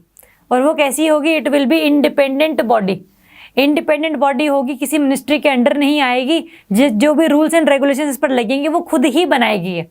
ठीक है, तो इसको बेसिकली इंडिपेंडेंट बनाया गया, ऑटोनोमस बनाया गया है। इसका काम ये है जितने भी ग्रुप बी और ग्रुप सी के जॉब्स हैं, है ना, जैसे हमें पता है कि एग्जाम्स कैसे होते हैं, पहले टीयर 1 होता है, फिर टीयर 2 होता है, फिर टीयर 3 होता है, कई कई में तो और टीयर 4 भी होते हैं एसएससी में खास करके, है ना। तो कुछ सारे टीयर 1, टीयर 2, टीयर 3 इस तरीके से पेपर होते हैं। जो नेशनल रिक्रूटमेंट एजेंसी है वो क्या करेगी, क्योंकि हर साल पेपर निकलते हैं एसएससी को, हर साल चाहे सीजीएल हो चाहे सीएचएसएल हो, स्टेट सिविल सर्विस को भी हर साल पेपर निकालने पड़ते हैं। तो इस तरीके से क्या है, बहुत ज़्यादा ये हेक्टिक हो जाता है गवर्नमेंट के लिए भी। तो जो एनआरए है, एनआरए क्या करेगी, ये एक कॉमन एलिजिबिलिटी टेस्ट लेगी, सीईटी, कॉमन एलिजिबिलिटी टेस्ट। खास करके इसको हम क्या बोलते हैं, this is also known as tier 1। जितने भी पेपर एसएससी लेती है, आईबीपीएस लेती है और आपका रेलवे रिक्रूटमेंट बोर्ड, ये जो 3 है, एसएससी, आरआरबी और आईबीपीएस, जितने भी ये जो ऑर्गेनाइजेशन है पेपर निकालती हैं, उनका जो टीयर 1 होगा वो कौन लेगा, अब एनआरए लेगी, कॉमन एलिजिबिलिटी टेस्ट। ठीक है, ये जो कॉमन एलिजिबिलिटी टेस्ट है, इसके स्कोर के आधार पर आपको आरआरबी वाले टीयर 2 के लिए बुलाएंगे, आईबीपीएस वाले टीयर 2 के लिए बुलाएंगे, और या फिर एसएससी वाले टीयर 2 के लिए बुलाएंगे। ठीक है, तो जो प्रीलिम्स है एक तरीके से टीयर 1 जो है वो कौन कंडक्ट करवा रहा है, वो एनआरए कंडक्ट करवा रही है। और जो टीयर 2 है, टीयर 3 है, जो स्पेशलाइज्ड एग्जाम्स हैं कि भाई बैंक का पेपर तो बैंक की नॉलेज होनी चाहिए, एसएससी का सिलेबस अलग है, बैंक का सिलेबस अलग है, तो ये सब जो चीज़ें होंगी वो specialized agency SSC, RRB, IBPS ही करवाएंगी। Tier 2 is organized by all those agencies, but जो टीयर 1 होगा, जो प्रीलिम्स है, that is organized by this national recruitment agency. ठीक है, इससे होगा क्या कि भाई जो बर्डन है on the SSC, on the IBPS, on the railway recruitment board, थोड़ा सा ये कम हो जाएगा, है ना, ताकि इनको थोड़ा सा और काम करने के लिए भी टाइम मिले। सिंपल बस ये पेपर करवाते रह जाते हैं और इनकी जो एडमिनिस्ट्रेटिव एफिशिएंसी है वो बहुत डाउन हो जाती है ना। अगर एक साल में आपको 6 पेपर करवाने पड़ जाए तो फिर बहुत ज़्यादा हैफाजत मैनर में आप करवाते हो, कभी कट ऑफ में कमी आ जाती है, कभी जो रिक्रूटमेंट है उसमें कमी आ जाती है, तो ऐसा ना हो। तो इसलिए सरकार ने बोला है कि there would be some NRA for the group B and group C services, खास करके एसएससी, आरआरबी एंड आईबीपीएस वाले। बाद में इसको औरों के लिए भी ओपन कर दिया जाएगा कि भाई यूपीएससी या फिर स्टेट सिविल सर्विसेज के लिए भी इंक्लूड करवा दिया जाए, बट अभी अभी 3 के लिए ही है ये। ठीक है, तो 3 ध्यान रखनी है आपने। चलो, और चेयरमैन कौन है इसका, chairman of the rank of the secretary of the government of India. मतलब ध्यान रखना, सिंपल पेपर में अगर आ जाएगी जॉइंट सेक्रेटरी है, तो जितना भी चेयरमैन होगा उसका जो रैंक होगा that will be equal to the secretary to the government of India. और जो एनआरए है, इसमें क्या है, रेलवे के पेपर भी हो रहे हैं, एसएससी के पेपर भी हो रहे हैं, आपके आईबीपीएस के पेपर भी हो रहे हैं। तो जितने भी पर्सोनल, जितने भी मेंबर इसके होंगे एनआरए के, उसमें रेलवे के मेंबर्स भी इंक्लूड होंगे, इसमें बैंकिंग के लोग भी इंक्लूड होंगे, इसमें आपके स्टेट स्टाफ सिलेक्शन कमीशन के लोग भी होंगे, ताकि एक तरीके से इनको ये बेनिफिट मिल सके इनके एक्सपीरियंसेस का, कि आपने पिछले टाइम में किस तरीके से पेपर करवाए हैं और आप बताओ कि हम इसको और किस तरीके से इम्प्रूव कर सकते हैं, ताकि बच्चों को जो है कम से कम हैरेसमेंट फेस करनी पड़े कि पेपर हो ही नहीं रहे हैं, है ना। तो आपको ध्यान रखना है, एनआरए टीयर 1 करवाती है, ये हर साल 2 बार पेपर लेगी सीईटी, हर साल में 2 बार सीईटी होगा, और उसके हिसाब से जो आईबीपीएस है, एसएससी है या आरआरबी है, आप लोगों को टीयर 2 के लिए बुलाएंगे। ठीक है, तो आपको ध्यान रखना है, ये +2 वाले पेपर भी करवाएगा, आपके ग्रेजुएट लेवल पेपर भी करवाएगा, और जो 10th लेवल पेपर हैं वो भी करवाएगा। ठीक है, तो चाहे जैसे एसएससी में सीएचएसएल होता है +2 के लिए, सीजीएल है ग्रेजुएशन लेवल के लिए, तो इस तरीके से ये भी जो सीईटी है वो मेट्रिकुलेशन लेवल का होगा, एक दूसरा सेकेंडरी लेवल का होगा, हायर सेकेंडरी का, और अल्टीमेटली ग्रेजुएट लेवल का। तो जिस भी जॉब के लिए आपको रिक्वायरमेंट है एलिजिबिलिटी वाली, तो उस हिसाब से आपको उस स्कोर की बेसिस पर आपको उस एग्जाम के लिए बुला लिया जाएगा। ठीक बात है कि अगर मान लो आईबीपीएस ने कोई अच्छी पोस्ट निकाली है, एक्स टाइप ऑफ पोस्ट निकाली है जिसमें आपको ग्रेजुएशन कम से कम चाहिए है, तो आपने जो सीईटी दिया था ग्रेजुएशन लेवल का, उसमें जो आपके मार्क्स थे वो इंक्लूड होंगे जब आप उसका टीयर 2 देने जाओगे।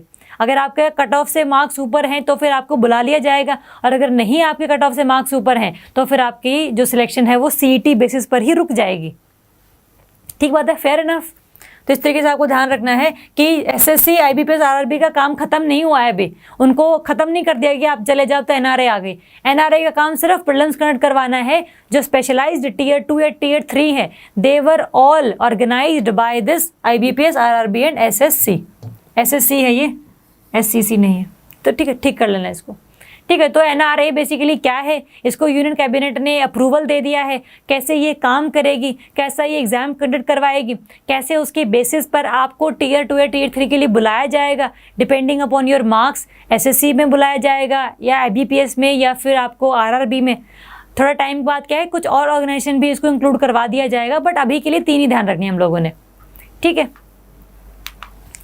चलो नेक्स्ट है हमारा national digital health mission, NDHM।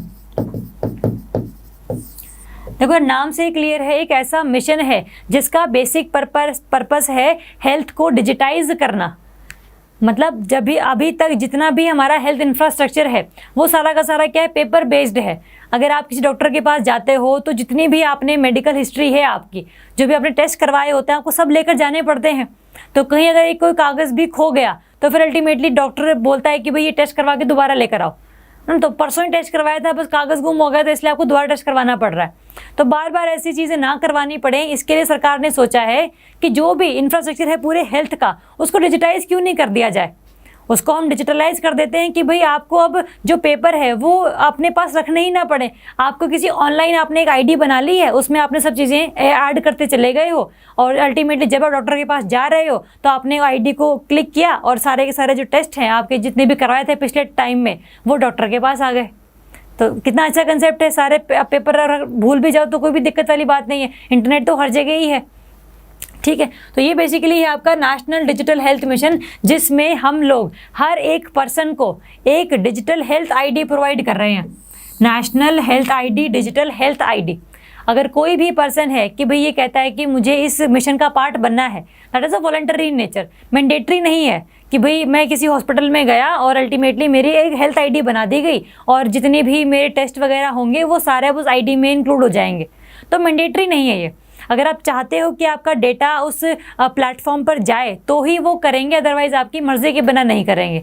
इसका मतलब ये डिजिटल हेल्थ मिशन की जो एनरोलमेंट है that is totally voluntary in nature, totally voluntary in nature. ठीक है, अभी रिसेंटली इसको पायलट बेसिस पर जितनी भी यूटीज़ हैं आपकी, चंडीगढ़, दिल्ली, दादरा नगर हवेली, दमन एंड दीव, पुडुचेरी, इनमें इनको फेजेस के तौर पर इम्प्लीमेंट किया गया है। अगर ये सक्सेसफुल हो जाते हैं तो फिर अल्टीमेटली इसको पूरे पैन इंडिया पर इम्प्लीमेंट करवाया जाएगा। ठीक है, तो हम लोग देख लेते हैं कि भाई इसके फीचर्स क्या हैं। फीचर्स इसके ये हैं कि इसके अंदर 6 की फीचर्स आपने ध्यान रखने हैं। 6 कौन कौन से हैं? एक तो हेल्थ आईडी। हेल्थ आईडी की भाई आपने पूरा अपना रजिस्ट्रेशन कर लिया, आपको एक हेल्थ आईडी मिल गई। उस आईडी को अगर जहाँ पर भी आप इंटरनेट के थ्रू उसको क्लिक करोगे, उसको अंदर साइन इन करोगे, तो फिर अल्टीमेटली सब जो चीज़ें आपने उसके अंदर इंक्लूड करी हैं वो सारे आपके सामने आ जाएंगे।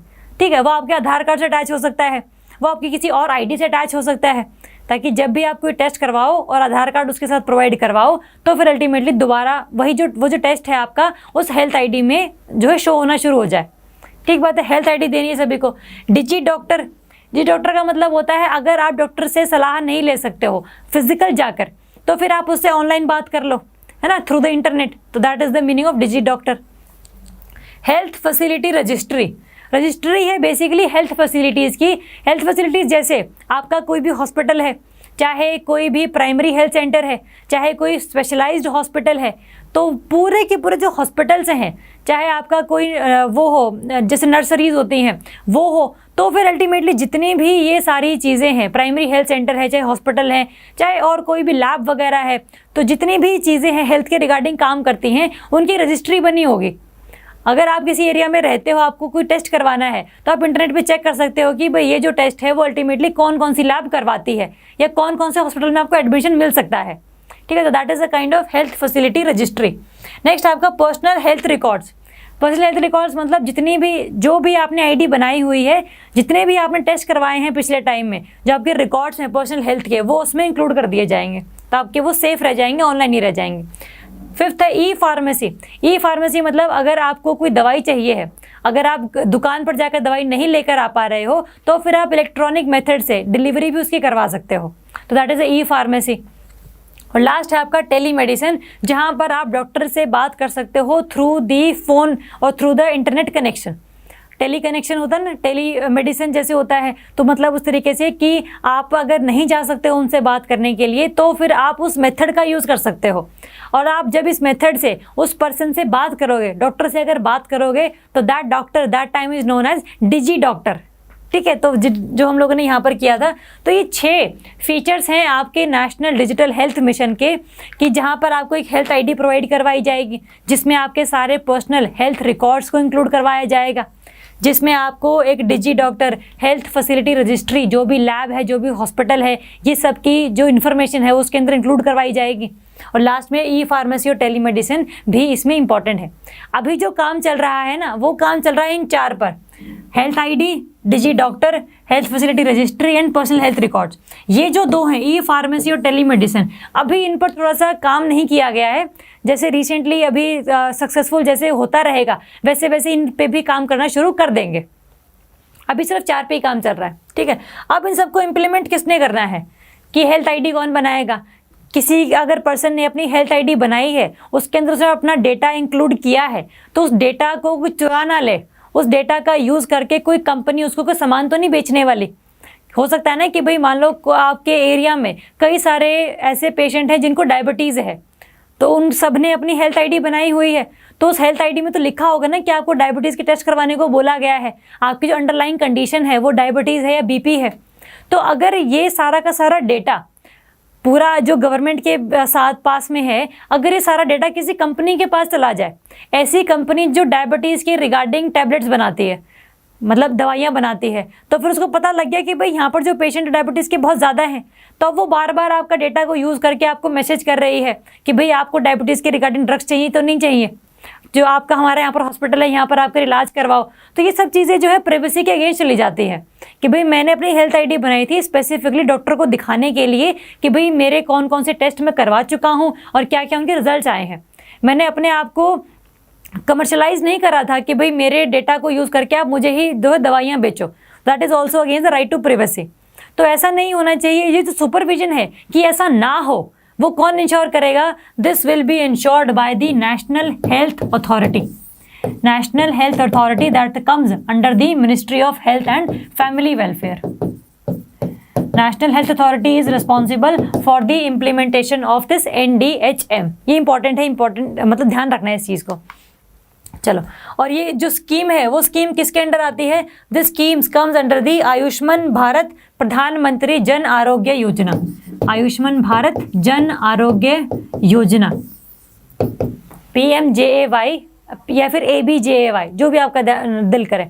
ठीक है, तो इस तरीके को ध्यान रखना है कि क्या ये बेसिकली मिशन है। इसका बेसिक जो क्रक्स है वो यही है कि आपको जो हेल्थ इंफ्रास्ट्रक्चर है उसको डिजिटाइज करना है, ताकि जो ट्रांसपेरेंसी है, जो एफिशिएंसी है हेल्थ सर्विसेज की, वो थोड़ी सी इंप्रूव हो सके। ठीक बात है, तो इस तरीके से आपने ध्यान रखना है। चलो, नेक्स्ट है आपका प्रायोरिटी सेक्टर लैंडिंग। इसमें क्या है? Priority sector lending PSL। अगर आप किसी भी बैंक में जाते हैं लोन लेने के लिए, है ना, तो वो आपसे पूछते हैं कि आपको लोन किस चीज़ के लिए चाहिए।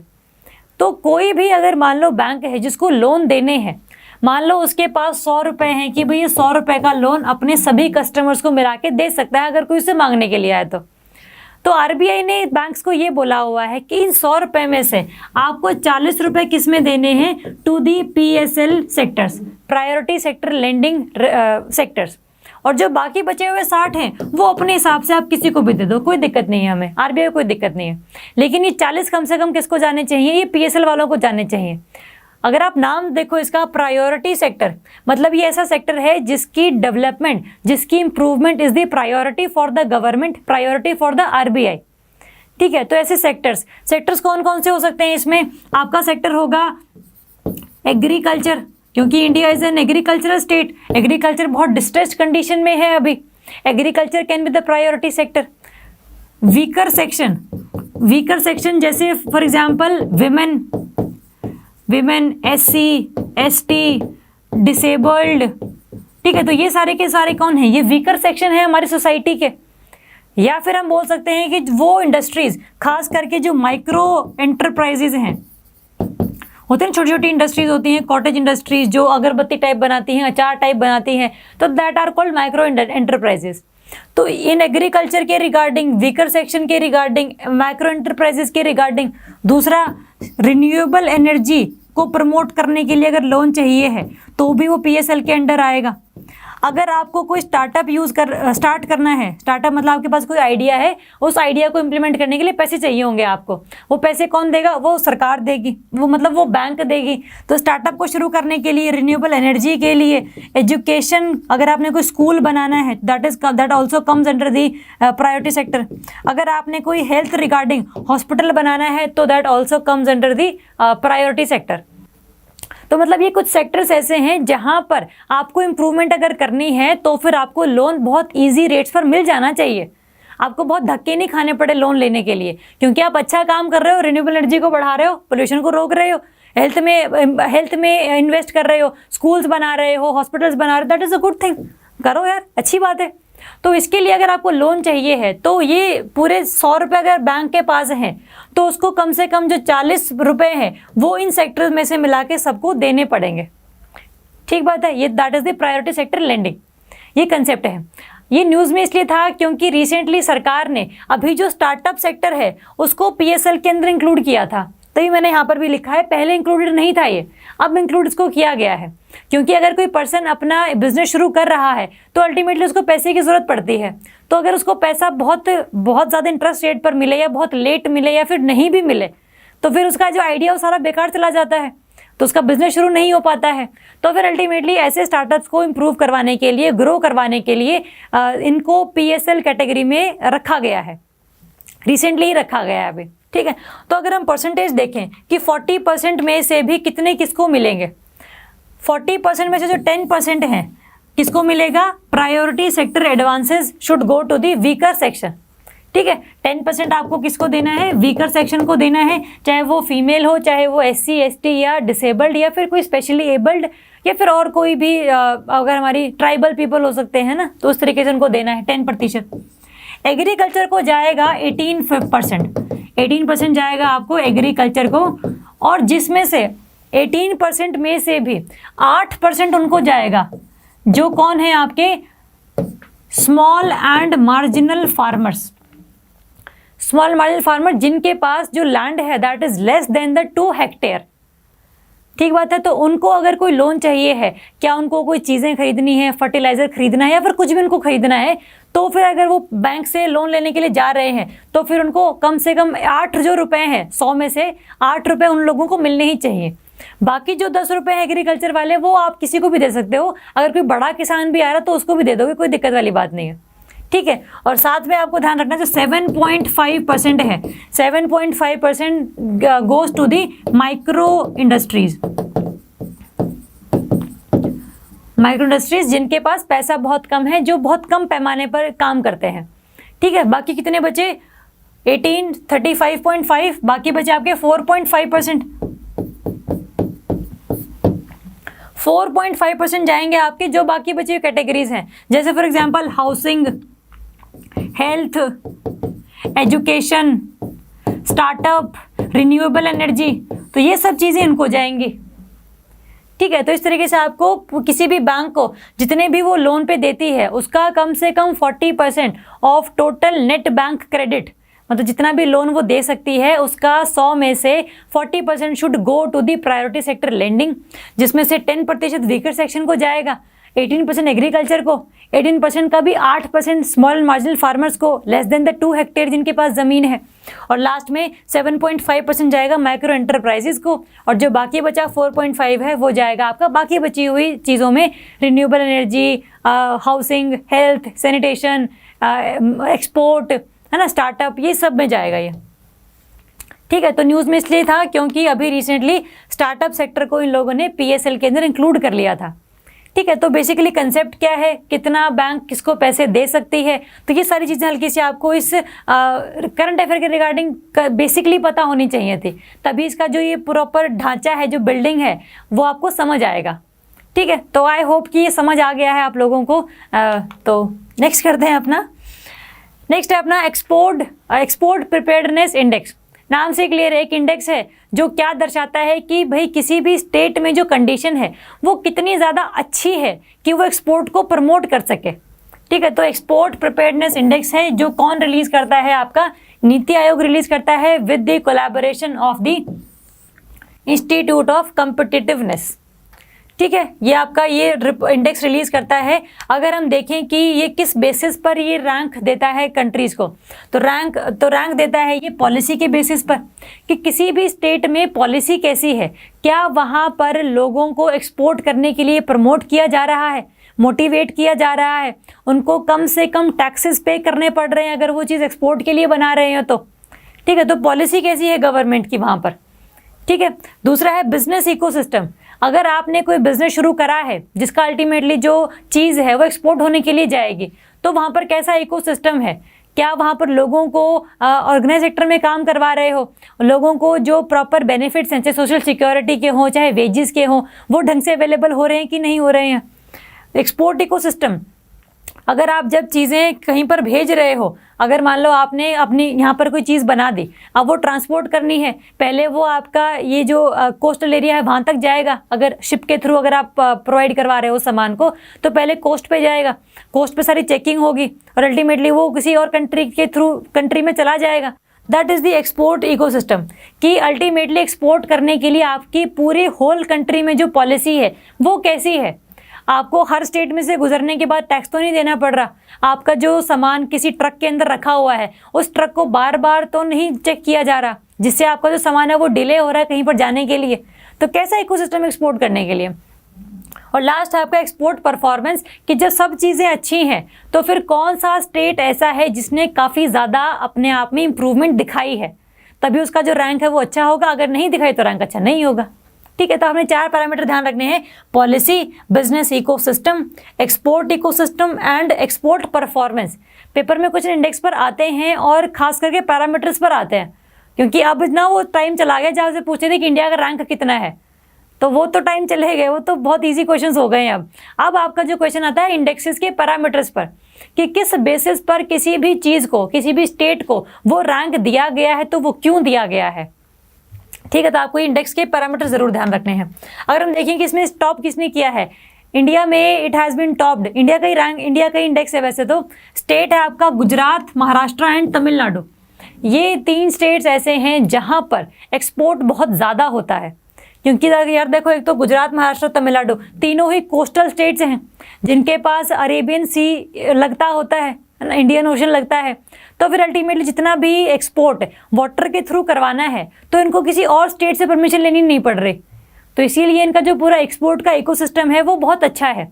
अगर हम बात करें दिल्ली की, दिल्ली ने भी टॉप किया, ऐसी बात नहीं है। अगर हम यूटी की बात करें तो दिल्ली हैज़ टॉप्ड, लेकिन दिल्ली के कंपैरिजन में अगर हम बात करें मध्य प्रदेश की, मध्य प्रदेश में कोई चीज़ बनी है उसको आपको जापान भेजना है, तो मध्य प्रदेश को पहले वो चीज़ उड़ीसा, छत्तीसगढ़ से होते हुए बे ऑफ बंगाल तक लेकर आनी पड़ेगी, तभी वो जापान की तरफ जाएगी।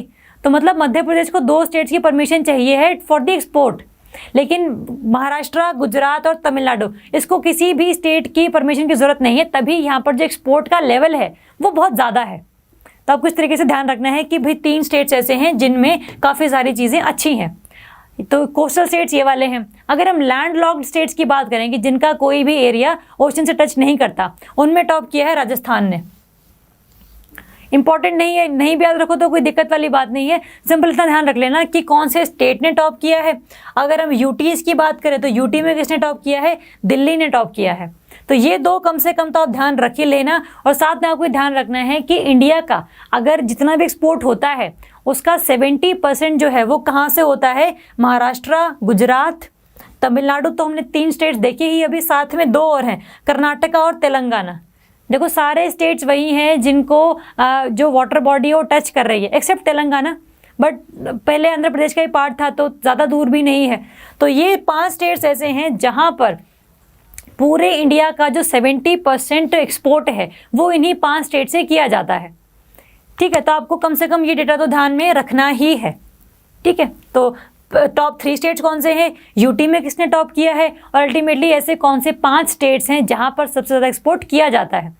तो आपको भी इससे ये पता लग गया है कि भाई पूरे इंडिया में कुछ स्टेट्स ही ऐसे हैं जो एक्सपोर्ट को प्रमोट करते हैं, बाकी जो स्टेट्स हैं वो या तो खुद की कंजम्पशन के लिए काम करते हैं या फिर वहाँ पर इंडस्ट्रीज ही नहीं है, बिजनेस एनवायरनमेंट ही ऐसा नहीं है कि वो कहीं चीज़ बनाए और किसी को बेच दे।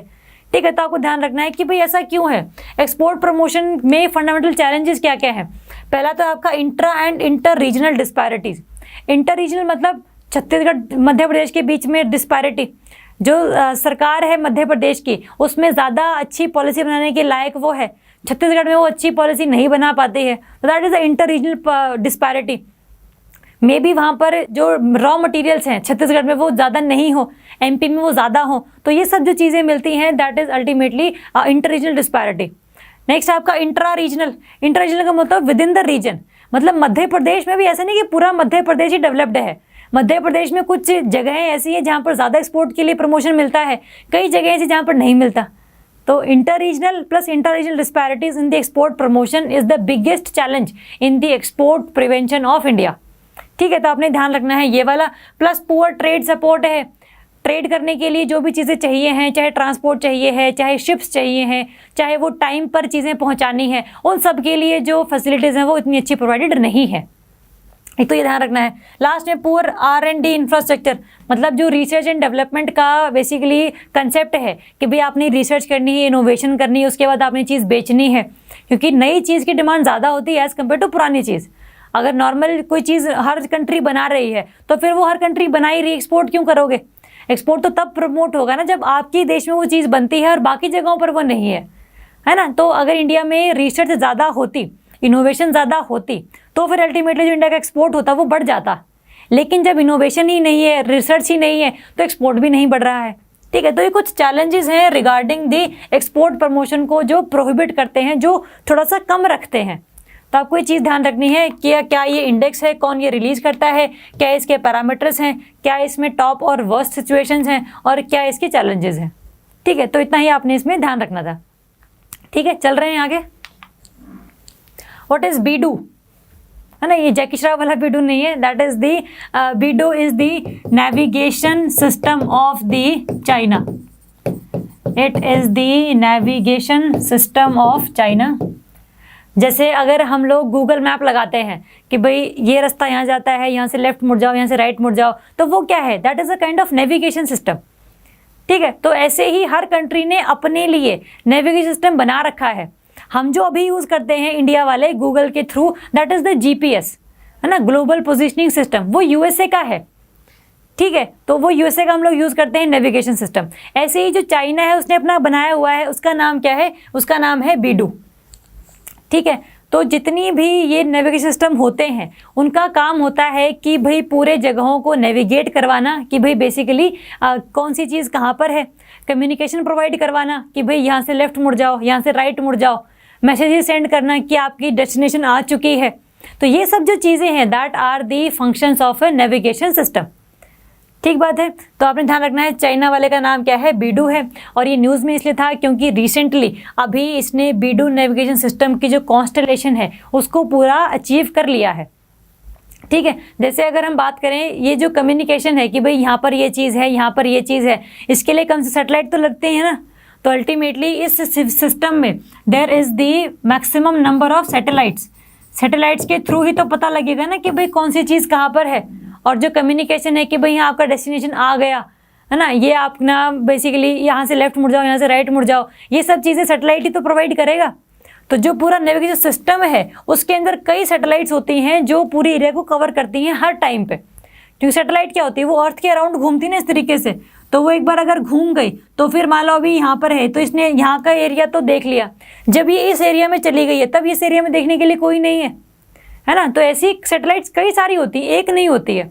तो कई सैटेलाइट्स एक जगह पर कॉन्स्टेंटली फोकस करती हैं कि भाई जब भी पर्सन अगर चाहे उस सिस्टम को यूज़ करना तो वो कर सके, कम से कम उस सरफेस के ऊपर हमेशा सैटेलाइट प्रेजेंट हो ताकि चीज़ों का वो बता सके कि भाई कौन सी चीज़ कहाँ पर है।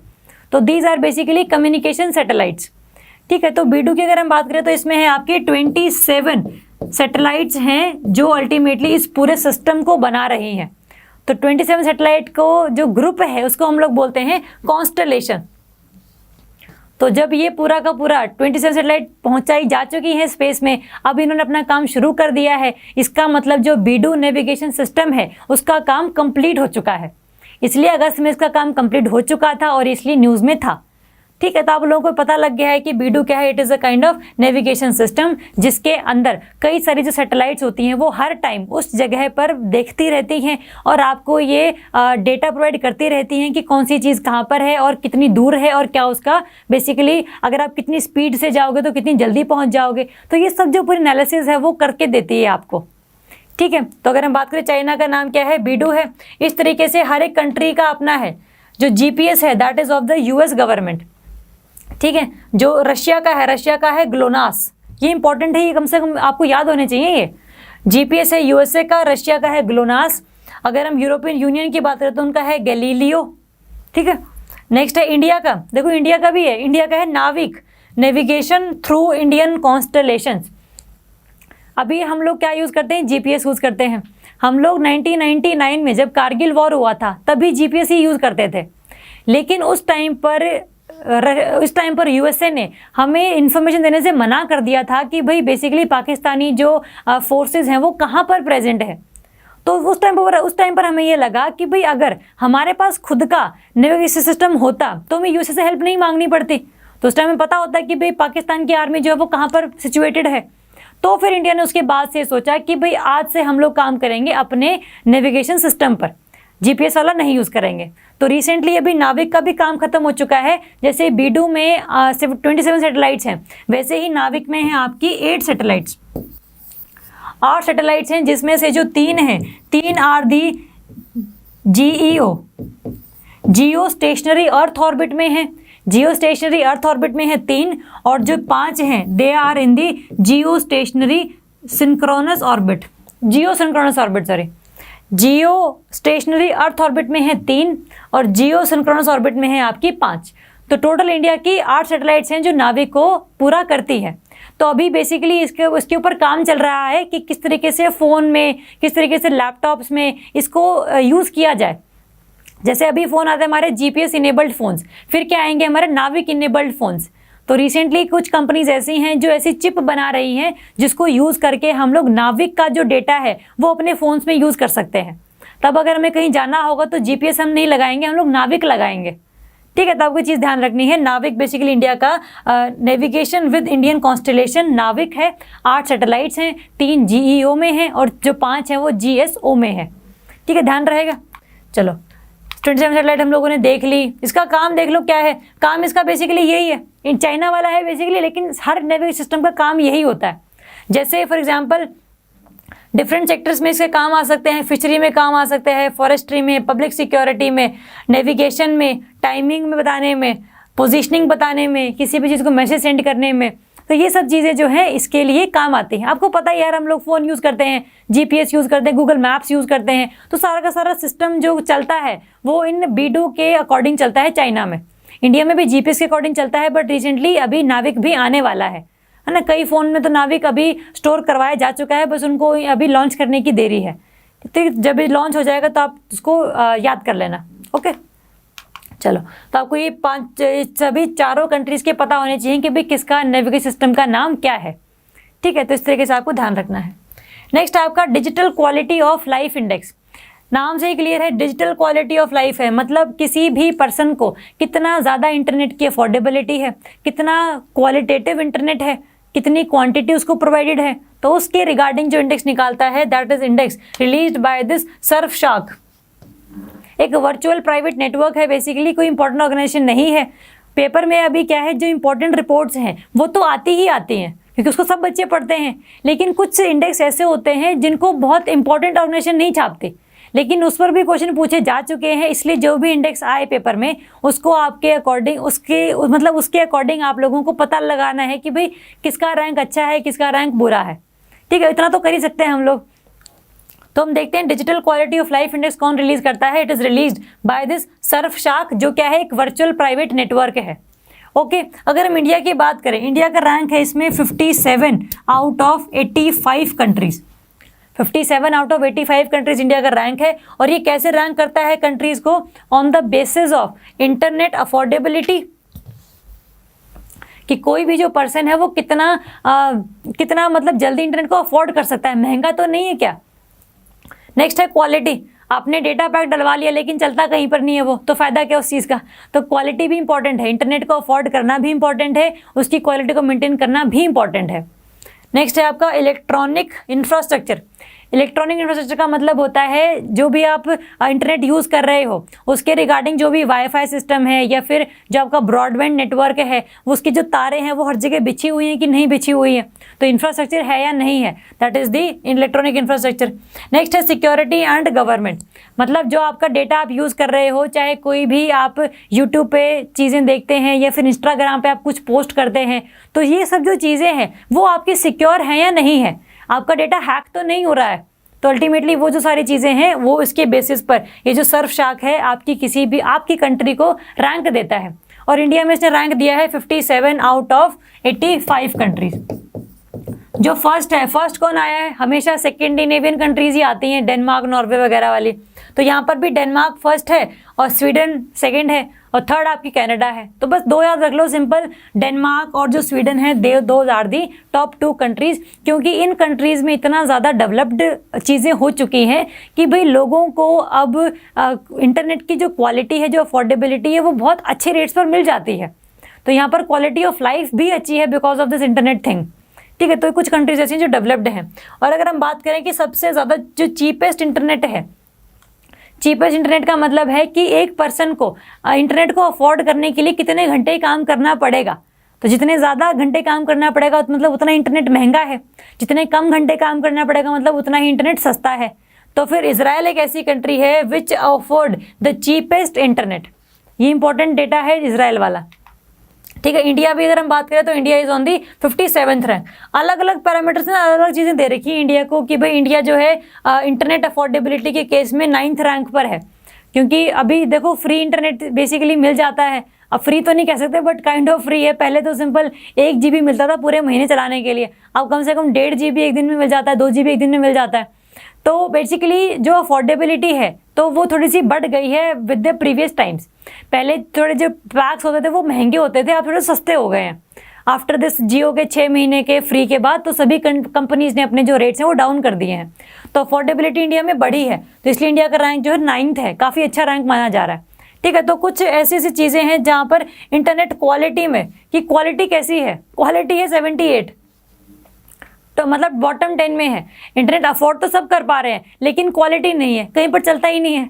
अगर आप किसी अपने घर में बैठे हो, किसी और कमरे में बैठे हो तो चलता ही नहीं है, तो फ़ायदा क्या हो इसी इंटरनेट के होने का। तो क्वालिटी वाइज थोड़ा सा हम लोग पीछे हैं, खास करके बांग्लादेश से पीछे हैं हम नेपाल से पीछे हैं, हम नाइजीरिया से पीछे हैं। अफ्रीकन कंट्री है नाइजीरिया, मतलब हद हो गई अब तो इस चीज़ की। तो आपने ध्यान रखना है इंडिया में अफोर्डेबिलिटी भले ही हाई है लेकिन जो क्वालिटी है वो बहुत लो है, इंटरनेट चलता नहीं है ज़्यादातर। और अगर हम ओवरऑल रैंक की बात करें तो इंडिया का रैंक आपका 57, तो वो भी थोड़ा सा कम ही माना जा रहा है क्योंकि और चीज़ें इंप्रूव हम लोग कर सकते हैं। ठीक है, तो क्या इंडेक्स है, किस बेसिस पर इसको रैंक दिया जाता है कंट्रीज़ को, और इंडिया का क्या रैंक है और फर्स्ट और सेकंड कौन है, इसके बारे में थोड़ा सा हमने देख लिया अभी। ठीक है, चलो नेक्स्ट है आपका वर्ल्ड बायोफ्यूल डे। इंपॉर्टेंट है क्योंकि रिसेंटली अभी 10th ऑफ अगस्त को we have celebrated the world biofuel day. ठीक है, ये हम क्यों मनाते हैं, क्योंकि इसी दिन ही जो आपके क्रिश्चियन कार्ल डीजल थे, जिन्होंने डीजल की बेसिकली इन्वेंशन करी थी, इस पर्सन के नाम पर ही डीजल नाम पड़ा है, इन्होंने पहली बार एक इंजन को चलाया था with the usage of the peanut oil. जो पीनट ऑयल था उसको यूज़ करके, इस ऑयल को यूज़ करके इन्होंने एक इंजन को चलाया था, एक व्हीकल को चलाया था, तो उसी के नाम पर जो है ये हम वर्ल्ड बायोफ्यूल डे मनाते हैं। तो हमें ये देखना है कि बायोफ्यूल बेसिकली होता क्या है ना। बायो का देखो मतलब क्या होता है, बायो इज बेसिकली लिविंग, और फ्यूल का मतलब है जिससे कोई व्हीकल आगे की तरफ चले। तो जो फ्यूल हम लोग बनाते हैं with the usage of living organisms, living organism में क्या आ सकते हैं, आपके प्लांट्स आ सकते हैं, आपके एल्गी आ सकती है, जो काई होती है, algae is also a plant kind of. तो ऐसी चीज़ें, ऐसे फ्यूल जो ऑर्गेनिक मैटर को यूज़ करके बनाई जाती हैं, चाहे वो ऑर्गेनिक मैटर लिविंग हो या फिर पहले जीवित थे अब नहीं है। जैसे फॉर एग्जांपल ह्यूमंस हैं हम लोग, ह्यूमंस में क्या ऑर्गेनिक मैटर होता है, तो हम जीवित है तभी ऑर्गेनिक मैटर है, और जब हम मर गए हैं तब भी ऑर्गेनिक मैटर तो बचा ही हुआ है पूरी बॉडी में, उसी को तो डिकम्पोज करते हैं बैक्टीरियाज हमारी बॉडी में। ठीक है, तो चाहे लिविंग ऑर्गेनिज्म हो, चाहे अभी लिविंग नहीं है, पहले लिविंग था कुछ टाइम पहले, तो अगर हम उनकी हेल्प से कोई भी फ्यूल बनाते हैं तो that fuel is known as the biofuel. ठीक बात है। चलो अगर हम इसकी थीम देखें तो थीम है आपकी this is the biofuel towards आत्मनिर्भर भारत। देखो जितने ज़्यादा हम बायोफ्यूल अपनी कंट्री में ग्रो करवा पाए, इसका मतलब उतने ही रिक्वायरमेंट हमें पेट्रोल डीजल की कम है ना, तो फिर अल्टीमेटली हमें इंपोर्ट भी कम करना पड़ेगा पेट्रोल या डीजल को, तो फिर वो हमारे लिए अच्छी बात है।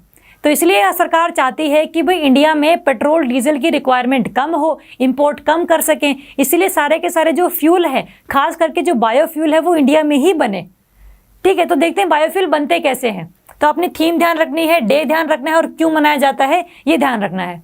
ओके चलो, बायोफ्यूल्स कौन से होते हैं? They are produced from an organic matter, चाहे लिविंग हो या फिर वंस लिविंग मटेरियल, पहले जीवित था अब नहीं है, तो उसके भी हेल्प से हम लोग बायोफ्यूल बना सकते हैं।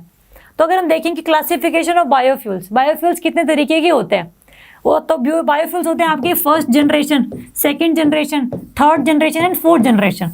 तो ये 4 तरीके के बायोफ्यूल्स होते हैं किसी भी एरिया में, किसी भी कंट्री में, किसी भी कंसेप्ट में। तो जो फर्स्ट जनरेशन बायोफ्यूल है ये कैसे बनते हैं? ये बनते हैं आपके bye the use of food crops. जो फूड क्रॉप्स है, चाहे शुगर केन है, चाहे व्हीट है, इसको यूज करके अगर आप बायोफ्यूल बनाते हो तो फिर वो क्या कहा जाएगा? उसको कहेंगे फर्स्ट जनरेशन बायोफ्यूल। हम लोगों ने पिछले महीने में एक बार इथेनॉल की बात करी थी कि इंडिया में जो इथेनॉल ब्लेंडिंग प्रोग्राम है वो चलता है, जिसमें सरकार ने ये बोला है कि अभी आप पेट्रोल में कम से कम 10% का जो ब्लेंडिंग है इथेनॉल का वो करो, ताकि पेट्रोल की भी डिमांड है वो कम हो और अल्टीमेटली पोल्यूशन भी कम हो। तो इथेनॉल क्या है? Ethanol is a biofuel. वो कैसे बनता है? शुगर केन का जो वेस्ट है, व्हीट क्रॉप का जो वेस्ट है, राइस क्रॉप का जो वेस्ट है, उस वेस्ट को यूज करके जब आप कोई फ्यूल बनाते हो तो that fuel is called the biofuel and that is the first generation biofuel. ठीक बात है। तो इथेनॉल वाला एक बार हमने किया था, एक बार रिवाइज करना उसको, इससे लिंक करके देखना तो आपको चीज़ें ज़्यादा क्लियर होंगी। ठीक बात है। तो फर्स्ट जनरेशन बायोफ्यूल जो किससे बनता है? By the usage of food crops. ठीक बात है। सेकेंड जनरेशन है जो कैसे बनता है आपका? By the non food crops. मतलब स्पेसिफिकली आप ऐसी क्रॉप लगाते हो जिनको यूज करके आप बायोफ्यूल बना लोगे। मतलब उन क्रॉप को लगाने का मकसद ही है कि बायोफ्यूल बनाना है। For example there is a plant called jatropha. Jatropha plant है जो आपको ये एरिड एरियाज में मिल जाएगा, खास करके राजस्थान गुजरात वाले एरिया में। तो ये स्पेशली उगाया जाता है ताकि इसे बायोफ्यूल बन सके। और बायोफ्यूल अगर बन गया तो उस फ्यूल को कहाँ यूज़ करोगे? व्हीकल्स में यूज़ कर लोगे, तो अच्छी चीज़ है वो आप लोगों के लिए। ठीक है। तो जो सेकेंड जनरेशन बायोफ्यूल है वो कैसे बनता है? By the usage of non food crops. ठीक बात है। थर्ड जनरेशन जो बायोफ्यूल है वो बनता है आपका bye the use of algae. Algae मतलब जो काई है ना, तो बेसिकली जो एल्गी है वो भी एक तरीके का प्लांट है। तो जब आप एल्गी की हेल्प से एल्गी को यूज करके बायोफ्यूल बनाते हो तो फिर अल्टीमेटली हम उसको बोलते हैं that is the third generation biofuel. ठीक बात है। फोर्थ जनरेशन बायोफ्यूल वो फ्यूल्स होते हैं जो बेसिकली वो क्रॉप्स लगाओ जिसमें बेसिकली कार्बन की जो कंटेंट है वो ज़्यादा हो, मतलब जेनेटिकली इंजीनियर्ड हो, जिनके पास जो अमाउंट ऑफ कार्बन है वो ज़्यादा हो। क्योंकि हमें ये पता है कि नॉर्मल जो क्रॉप्स होती हैं उनमें कार्बन कंटेंट होता है, शुगर केन में भी है, राइस में भी है, व्हीट में भी है। लेकिन आपने इन क्रॉप्स के जो प्लांट्स हैं उनमें कुछ चेंजेस ऐसे करने हैं, कुछ इस तरीके से जेनेटिकली मॉडिफिकेशन करनी है कि उनमें कार्बन का जो अमाउंट है वो बढ़ जाए। ठीक है। अगर वो कार्बन का अमाउंट अगर बढ़ा दिया आपने, खास करके ऐसी क्रॉप में जो स्पेशली आपने लगाई हैं for the production of biofuel, जो सेकंड जनरेशन हम लोगों ने किया था, तो फिर आपने वो क्रॉप्स लगा दी बाय द जेनेटिक मॉडिफिकेशन और फिर अल्टीमेटली उससे जो है फ्यूल बना लिया, तो that fuel is the fourth generation biofuel. ठीक है। तो फोर्थ जनरेशन कौन सा है आपका? ऐसी क्रॉप जो जेनेटिकली इंजीनियर्ड है और जिनके खास करके उनमें हाई अमाउंट ऑफ कार्बन है, और फिर उनको सेकेंड जनरेशन जो बायोफ्यूल है उनके जैसे ही उनको यूज करके जो बायोफ्यूल है वो बना लिया जाता है। ठीक बात है। तो अब क्या पता लगता है इसमें फोर्थ जनरेशन बायोफ्यूल्स कैसे बनते हैं? खास करके ऐसी नॉन फूड क्रॉप्स जिनमें हम लोगों ने जेनेटिक मॉडिफिकेशन करके जेनेटिक मॉडिफिकेशन करके कार्बन का कंटेंट बढ़ा दिया है और उसके बाद हम लोगों ने इससे फ्यूल बनाया है, that fuel will be known as fourth generation biofuel. ठीक है, तो आपको ध्यान रखना है, first generation by the use of food crops, second generation by the use of non food crops, third generation by the use of algae and fourth generation is the use of genetically engineered crop जिनमें carbon का content बढ़ा दिया है और फिर उनको ultimately fuel बनाने के लिए यूज कर लिया गया है। ठीक है, तो these are the current affairs of the part 1 of the August. हम लोग कल करेंगे अगस्त के पार्ट 2। ठीक है, तो इतना एक बार रिवाइज करना। तो हम लोग कल मिलते हैं सुबह 7 बजे ही। तो thank you so much and all the best. Hi, अगर आपको ये लेक्चर पसंद आया तो हमारे चैनल को सब्सक्राइब कीजिए, और अगर आप यूपीएससी 2021 के प्रीलिम्स के लिए सीरियस हैं तो हमारा क्रैश कोर्स जरूर ज्वाइन कीजिए। कोर्स की डिटेल्स आपको हमारी वेबसाइट, जिसका लिंक डिस्क्रिप्शन सेक्शन में होगा, उस पर मिल जाएंगी। नहीं तो आप हमें कॉल कर सकते हैं नीचे दिए गए नंबर पर।